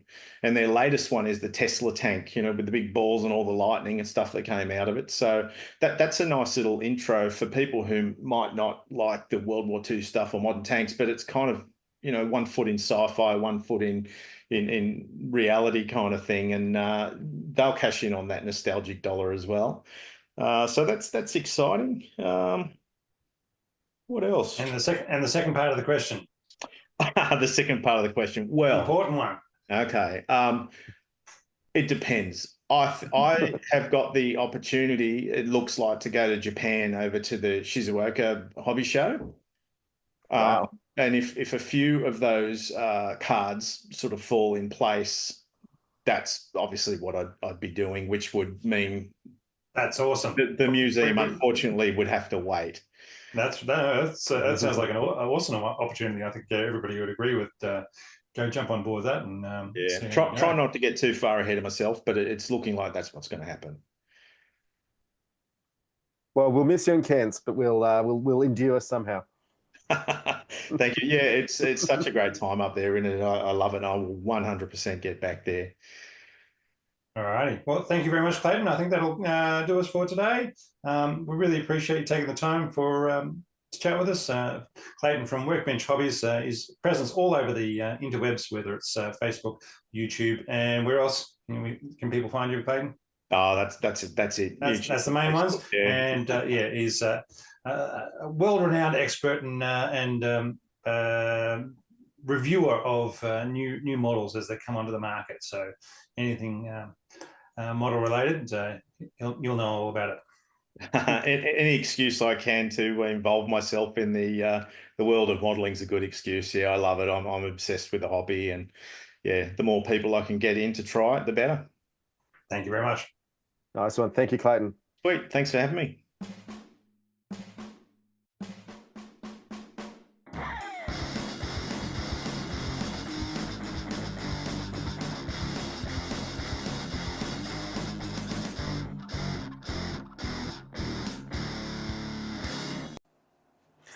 And we're back. Hey, folks. How are you? Look, it was so good to talk to Clayton again. Really enjoyed that. And we're back, and we've got another beer. This one is the Mac and Jack's Brewing Co. African Amber Ale. Once again, a 1 pint, 3.2 fluid ounces, 5.8%. Which, in a tall boy, I want something in the 5% range. I'm sorry, but it's beautiful. It's very amber, and I'm going to say things that will. It has a lion right on the can. I'll infuriate Alan here. The style of African Amber Ale is previously unknown to me, which is very exciting to see what I don't know. The taste, it tastes like an English bitter that's been chilled and carbonated. Well, your taste buds from beer are much better than mine. Yeah, and obviously, when the colonizers brought beer to Africa, you can easily see how that could have evolved. But it's very tasty. I really like this a lot. Yeah, no, it is. I wouldn't want to have probably more than one, but as a single, it is really nice. I could drink that all night long. Ooh, not me. But the hop profile is a classic English hops where they're very earthy and spicy, and you can actually see why Africans would like that, even though Africans and English people have very little in common, really. All right. Now, we want to point out something else that Brandon did for us.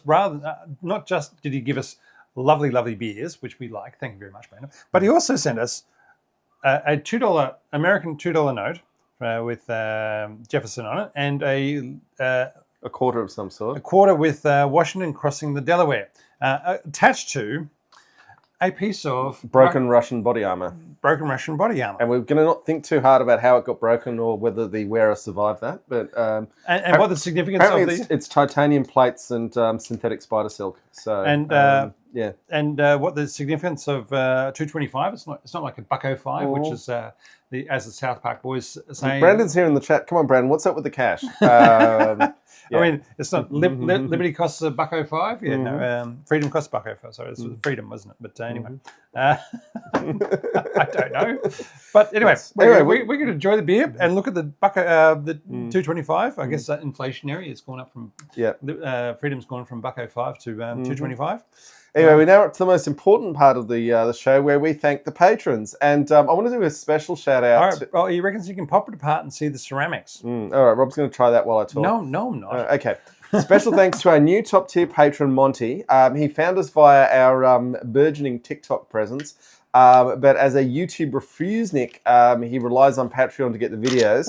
And of course, the videos are ad-free. All right. Let me finish. Yep. Which does make me realize I should put the back catalogue of videos on Patreon. So there you go. When you subscribe on Patreon, we change our behaviour to suit you. So bear that in mind. Yep. We are nothing but following the money. All right. Yeah, I did pop it apart, and there's no blood involved, so that's a good thing. I really don't want to be involved with that. But there is some nice chunks out of the armor.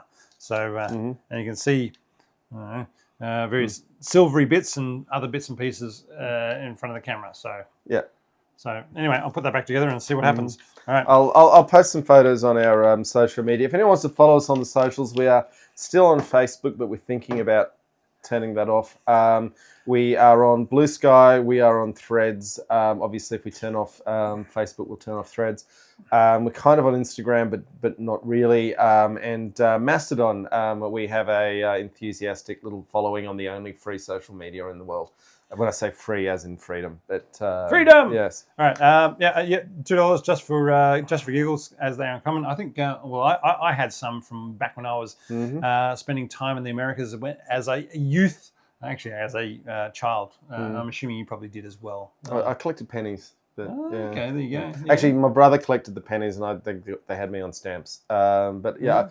I do still have. Both of us lived over there. Yeah, I do still have the stamp books, and at some point I should see if the numismatic people will give me $20 for them. But just like Magic the Gathering cards, you got to check out what they sell them while they're valuable. Well, I mean, my mother gave all mine away. Yeah. Anyway, we were like the second printing of them when we got right. into them in '92. We were right up there in Magic. Yeah. Now it's a lot more profitable than talking about tanks. Talking about Magic, I tell you. All right, let's talk about our patrons though. Lovely people they are. They're beautiful, handsome, well sculpted, chiseled people that they are. Yes. So, hoping I haven't broken our wirelessness there. No, it appears to still be talking. Okay, so Artificer tier, the top level. So they get the interview in advance and the ad-free audio and video of the show. We have Brian Jenkins, Chicago John, Chris Pezze, Cornelius Weber, Johnny Oot, Late Apex, Maxi Mixed Pair, and Monty Mace, our new TikTok convert. So welcome, Monty. Okay, and in the Apprentice tier, who also get the ad-free audio and video of the show, we have Anton Gorbanov, Carter Heller, Christoph Keller, Dan Sepienza, David Mulvaney, Elliot Spicer, Floaty Burb, Guy Hook, Hans Wang, Henry Hemmed, Jay Beckman Strauss, Jamie Stokes, Red Rum X1216. Red Rum, we missed out on you last episode because you signed up after we'd finalised this package. Yeah, but sorry about that. We did. We mentioned that. We said we've got to remember Red Rum, but we forgot. Yeah. Anyway, welcome on board, and we appreciate you. Yeah. Russell Phillips, Scotch 12, Steve Matthews, and Tony L. All right, that's the patrons. So let me just... Lovely, handsome folks that they are. Okay, so we're going to quickly... diverge, as it were, because people like our divergences. We've kept the politics light in the first half. But so some general thoughts on the bad orange man. The pace of the attack on American institutions is beyond the scope of a monthly podcast about tanks. But it also appears to be beyond the scope of dedicated news organisations with multiple daily editions. Well, they're billionaire owners don't want to look. There is that have to worry about it. But it is no doubt an intended effect of the Blitzkrieg is to make it impossible to respond to, which is it's playing with your minds is what Blitzkrieg was all about. Right now, all over the world. Right now, all over the world and in America, people are dying because the world's richest man thinks any money spent on them is wasteful. These people, that is the ones conducting this coup, aren't fooling around. And if you need to see how resistance to them will end, you should watch Andor or Rogue One again. But sitting in the relative safety of Australia, the only advice we can offer, well, we've got our Timu Trump who's looking like he's going to win the next election. But anyway, our advice is that you probably need to be forming and joining mutual aid groups in your own communities.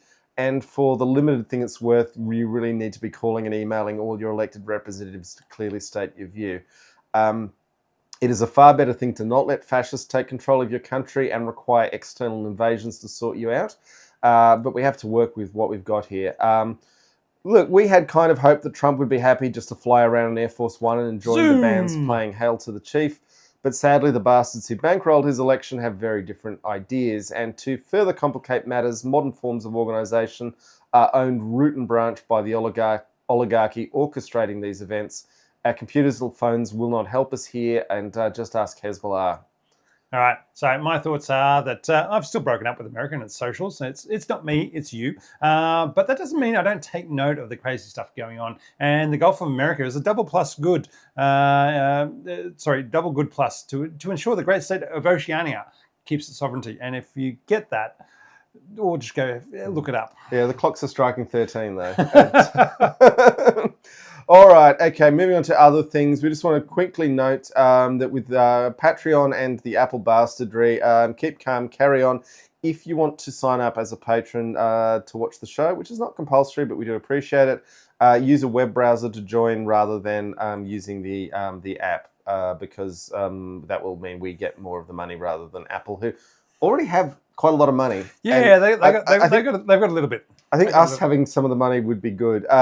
We'd normally do beer review now, but we're still in the rolling state of panic that Brandon's induced by giving us so many beers to drink. I was still going to say, my of the 4 we've done so far, the Juno Juice, the initial one, the hazy IPA, was my favourite. But this one's doing, as I said, is very good. And I'd quite happily have one of these, but I don't need more.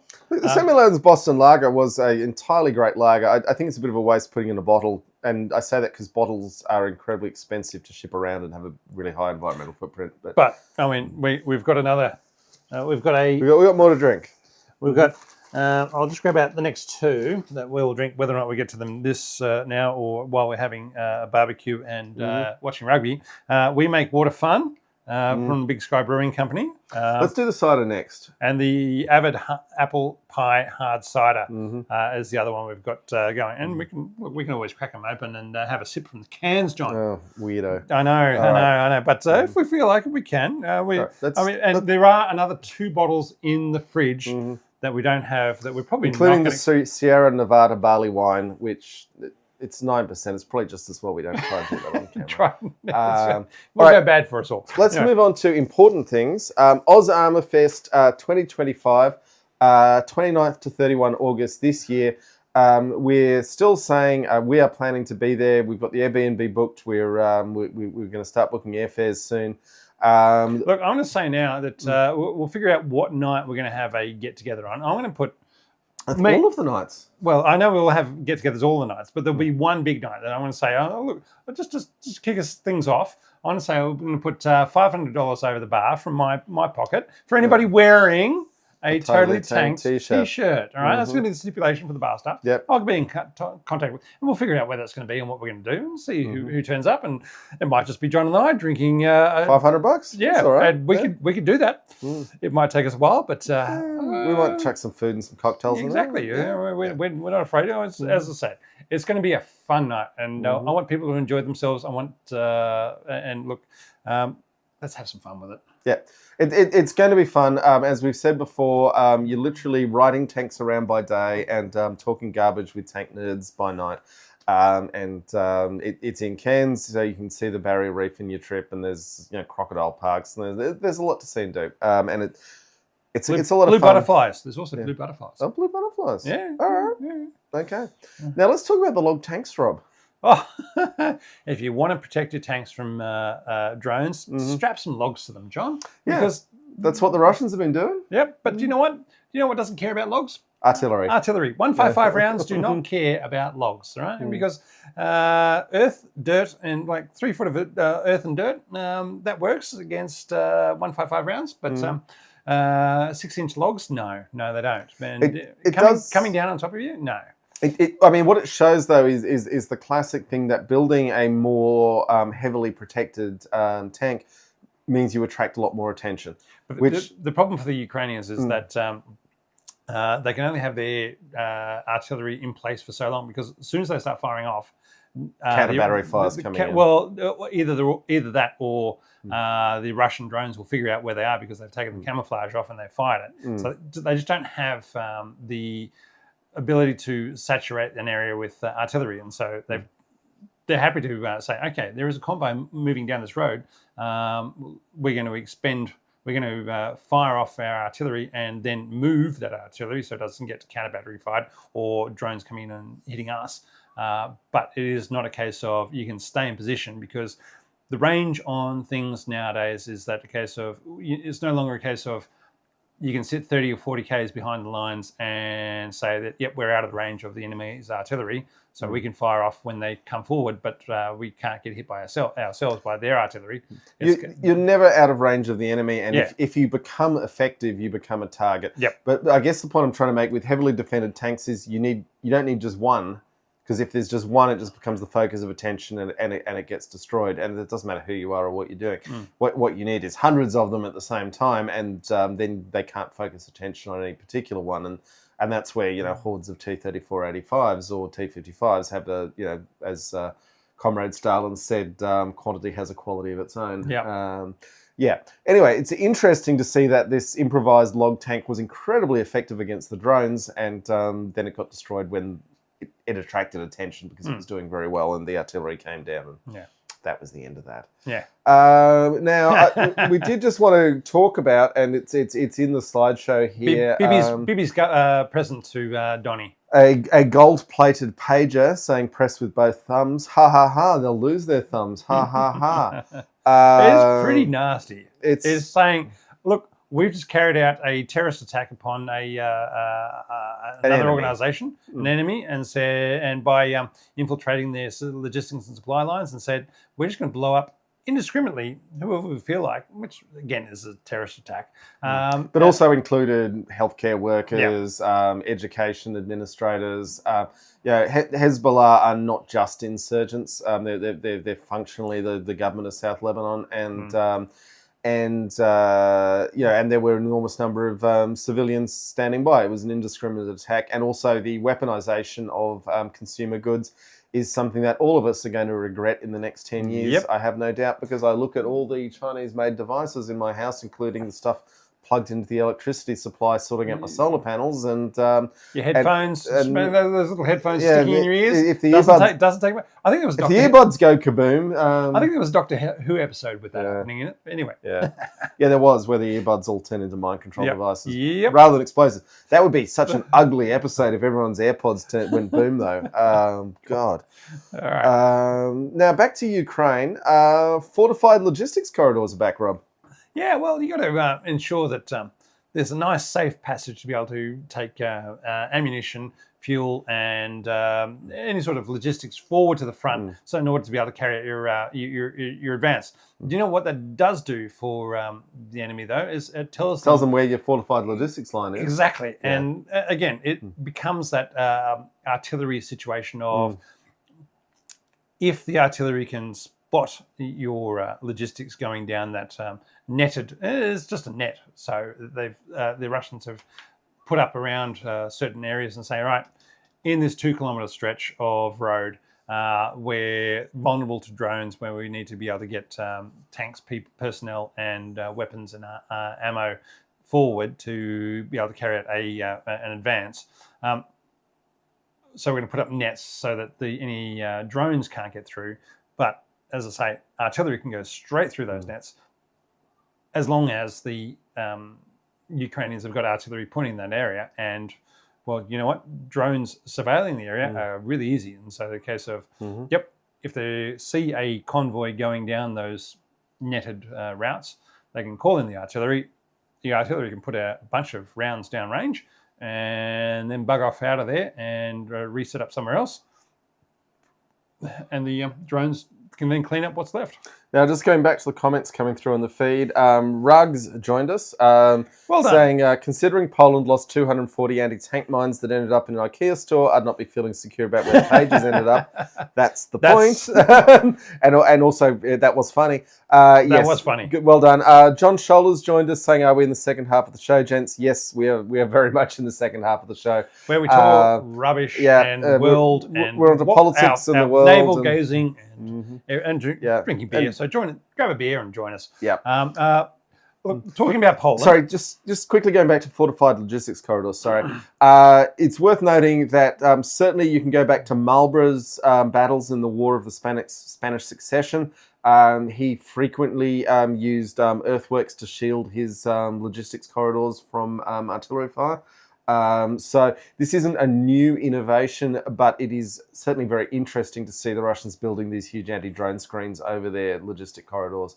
It does show that drones are effective, but as we have always said there are countermeasures, and this is but one.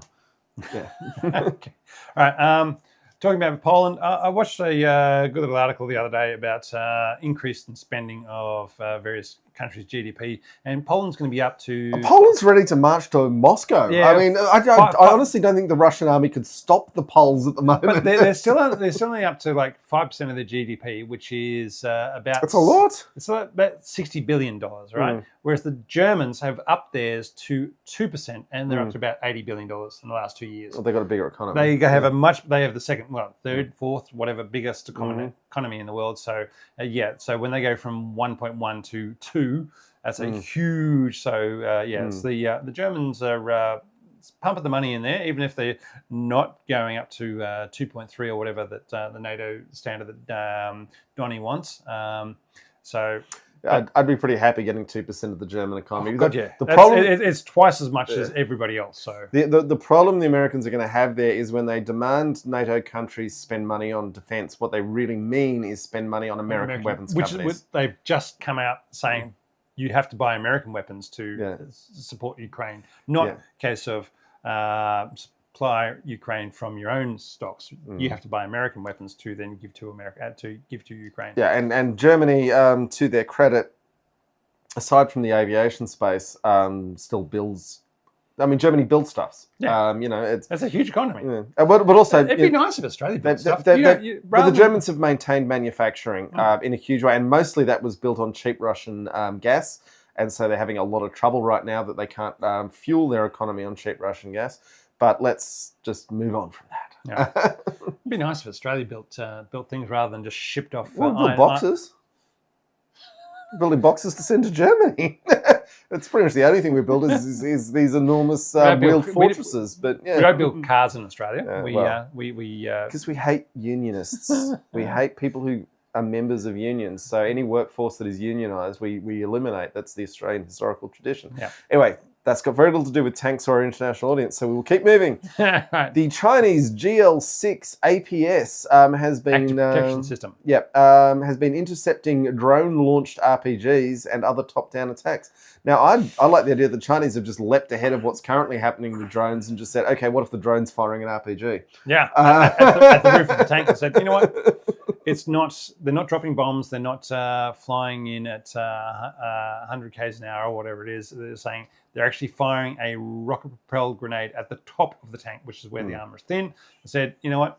We're going to make sure our active protective systems can intercept the RPG, not only from the top, but an ATGM from the side at the same, very similar time. So you got to really the reset time on APSs is both highly classified and extremely important because literally we saw Hezbollah with tandem-fired anti-tank missiles to overcome active protection systems, and if Hezbollah can do it, then it's where you want to be taking out tanks with APS. You want to be swarming, saturating the situation by throwing lots of them, but and which is going to be, except for Ukraine, is probably going to be pretty highly achievable for limited conflicts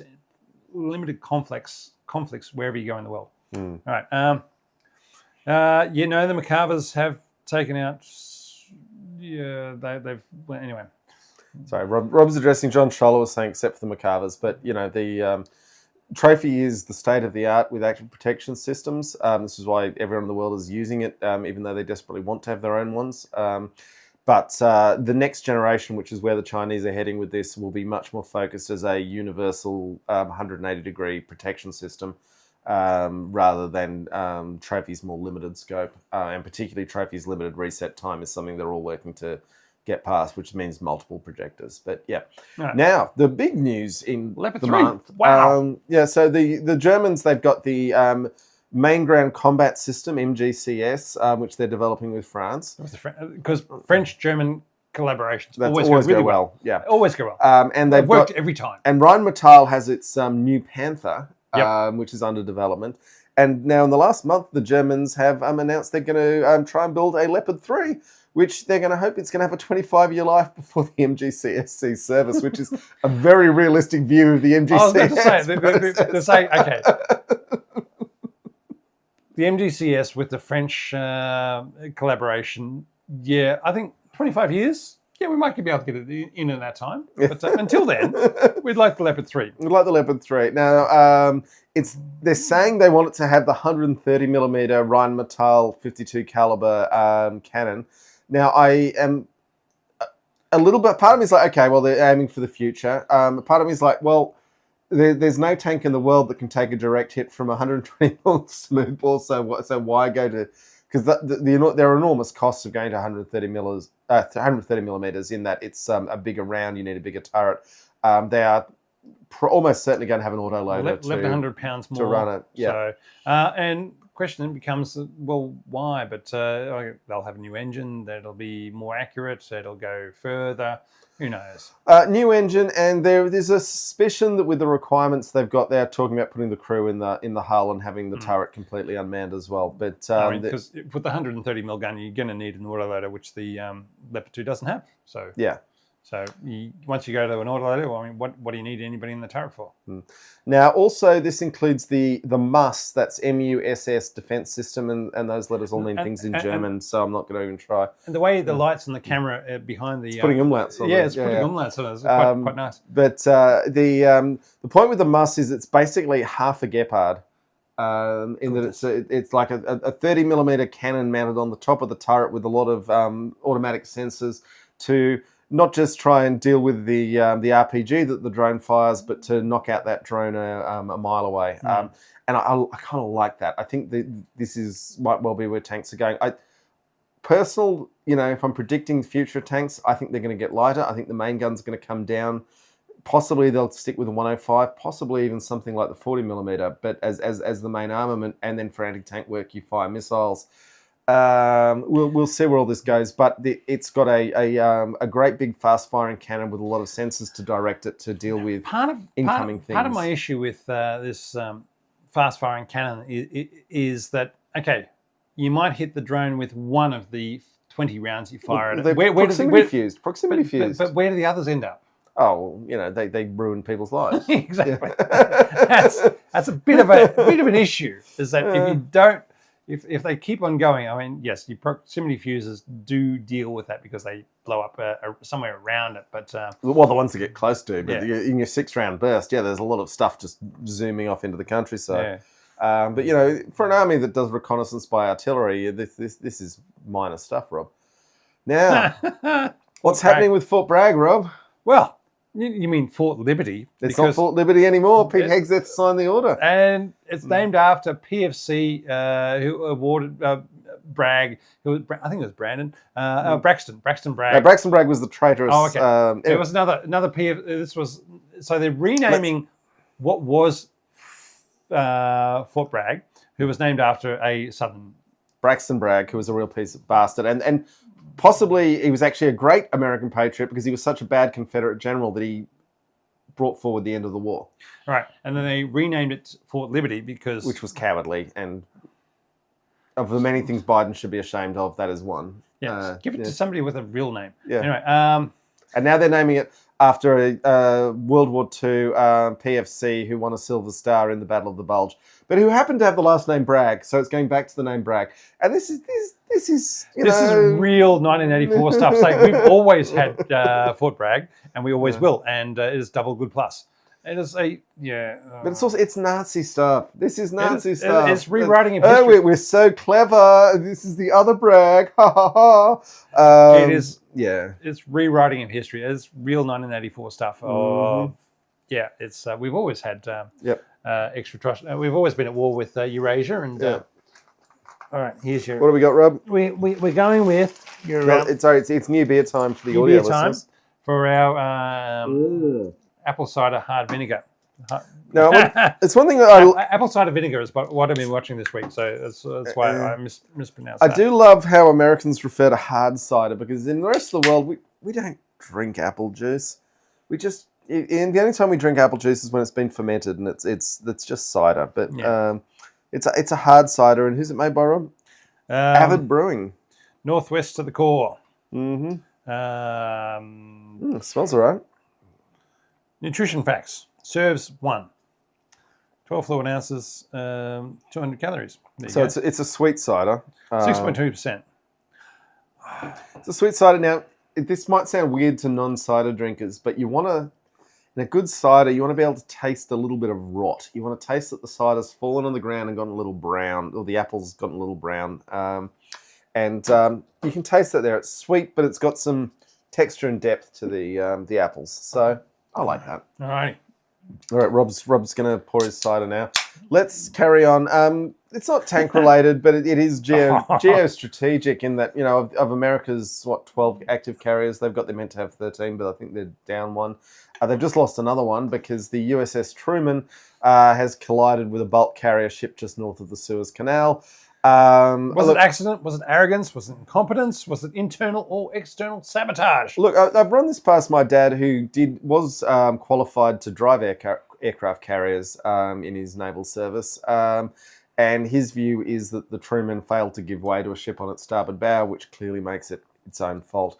The other arrogance is what we're going with. Yeah, the other issue is that they had turned off their location identification beacons, which isn't surprising for aircraft carriers do that, but they shouldn't do it in busy shipping lanes. If they do it, they need to make really sure they're not going to run into other things that can't see them because they've turned off their beacon. It was dark. It was night, and it's not like there were 100 other ships around the place that they had to be watching out for. Well, they knew they were in one of the world's busiest waterways, and then they did some very silly things. Well, personally, I blame the foreign spies working for Elon Musk at Doge, because let's face it, some of those uncredited, unvetted people are going to be foreign spies. I'm not going to be saying where they're foreign spies for, but we can all guess.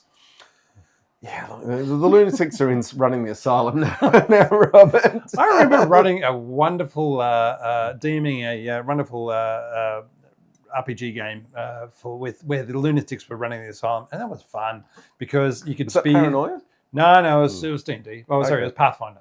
Okay. But anyway, it was it gave the players a lot of trouble saying, "Hang on a second, you're saying you're in charge of the thing, but I think you're crazy." Now, getting back to tanks, okay, we have the Ukraine war. Donald Trump has remembered that he said he was going to end it in one day. Now 100 days. 100 days. Yeah, but he's gotten back to it. He's got an interesting negotiating tactic, though, where he's declared already that Ukraine's going to have to give up the territory that they've already lost. All right, I just want to say, Robert's want to talk about this cider. I've just gone into the apple pie hard cider. Very nice, very nice. I like a bit of sweetness in my cider, and this is northwest of the core. Yeah, no, I'm quite happy with this. Yeah, very nice. It is tasty, and it's called apple pie. It actually tastes like an apple pie in your tongue. It tastes like apples, yeah. Quite. No, you're right. You're right. It does actually taste like an apple pie. Yeah. So I mean, the McDonald's apple pie is what is the flavour. Actually, I think, because like I said, this has got this taste of the rot of the apples just lurking in there, which is where it's supposed to be. You don't want that to be a dominant flavour, but it's in there. Please enjoy mindfully. Yes, I certainly will. We are mindful. Yep. Yeah. Okay, back to Ukraine. Yes.